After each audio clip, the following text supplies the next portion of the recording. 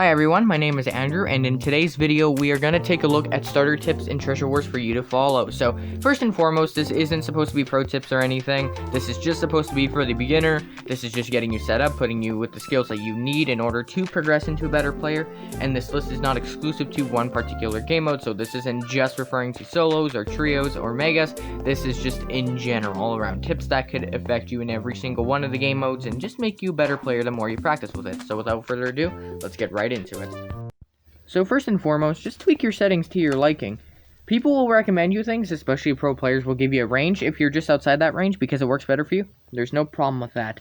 But I'm more of a controller player, so I will speak out of my knowledge of a controller player and what works for that. So specifically looking at sensitivity here, I'd recommend 80 or higher. I think the default's either 50 or 60. So to get used to a higher sensitivity, just increase it in increments of 5 or 10. So 60 to 65 or 60 to 70, and then that's 70 to 75 or 80. Just something that warms you up into the higher sensitivities over time. Now, it wouldn't hurt to put your controller cursor sensitivity up a little bit, but you don't have to.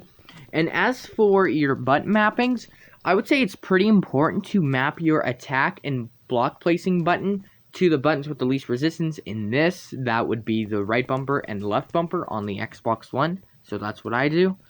So the next thing I want to talk about is your video settings, specifically your FOV or your field of view. Default is normally 60. I would recommend putting it 90 or higher. It may be a little bit disorienting at first, however, it does grant you a wider view of things, and that can really be crucial in games like Treasure Wars or even Sky Wars. So at this point, I am assuming that you have played Treasure Wars before and you understand how the item shop works and the gold generators along with the emerald and diamond generators and just the general pricing of everything and how to play in general.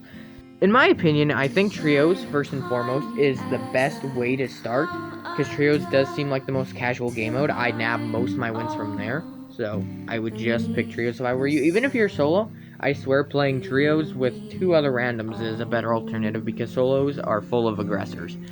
So now I want to talk about a routine of some sort, a plan, something that you do first thing in almost every game while also being ready to improvise if you need to. So what I mean by this is perhaps you have a common role that you'd like to be. Maybe you want to be the tactician, the person who prepares the generators to the max level as fast as possible. Maybe you want to be the defender, the person who watches over the treasure, or maybe you want to be the attacker. Each role does have a different approach, and I want to talk about each of them. Now, it's very important to remember that the first 15 seconds of every single match is incredibly important, because after 15 seconds, that'll mean your level 1 gold generator has dispensed 5 gold. And from there, you get a choice between your 32 wool or your sword. Depending on what position you prefer to play as, however, dictates what direction you'll go from there. So, if you are a defender, your best approach is to begin with a sword in case some other team decides to rush early. It also may be in your best interest to try accumulating 5 more gold to get wool to put some around the treasure so you can protect it. If you're a tactician kind of player, you'll want to take the 5 gold that you have accumulated and purchase 32 wool so you can go to the nearest diamond generator, accumulate at least 2 diamonds, bring them back, plug them into your generator so you can move it to level 2. If you are the attacker, granted, it's the most riskiest playstyle there is.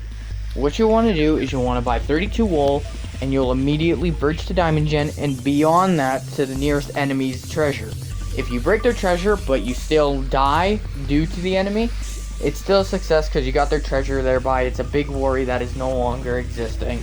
So from here, for my next starter tip, I want to move into your method of your most common transportation, bridging. I consider there to be 5 different levels of bridging, so I will demonstrate each. You contacted me. I know I'm no longer interested. Please stop contacting me now. I will contact Attorney General. You do not stop the sex. So because I'm primarily an attack player, I'd like to show you just kind of what that looks like.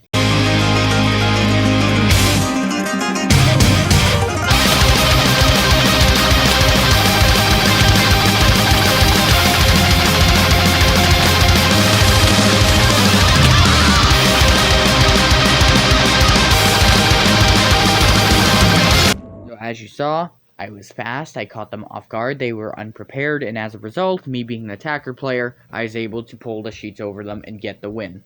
So this pretty much sums up my video. I just wanted to provide some fundamentals and some notes about being in certain positions in Treasure Wars and just finding adaptability along with finding a routine that works best for you in games like these. And with that in mind, it's also important to remember that everybody does have their own playstyle. Everybody's playstyle is unique, at least by a little. So with that in mind, it's important to remember that these tips are not the end-all to be-all. These are just little starter tips that can get you a bit of a jump on the Treasure Wars wagon, so you have a chance at getting further into the game. You might like it more because you might see you're performing a little bit better if you follow some of these tips. It's just important to stay coordinated. That's one of the best things you can do in a game like this. Under no circumstances do you lose your touch with reality because you're always coordinated. You always have a clear idea of what you're supposed to do, a principle to follow, if you will. So with that in mind, that's it for me.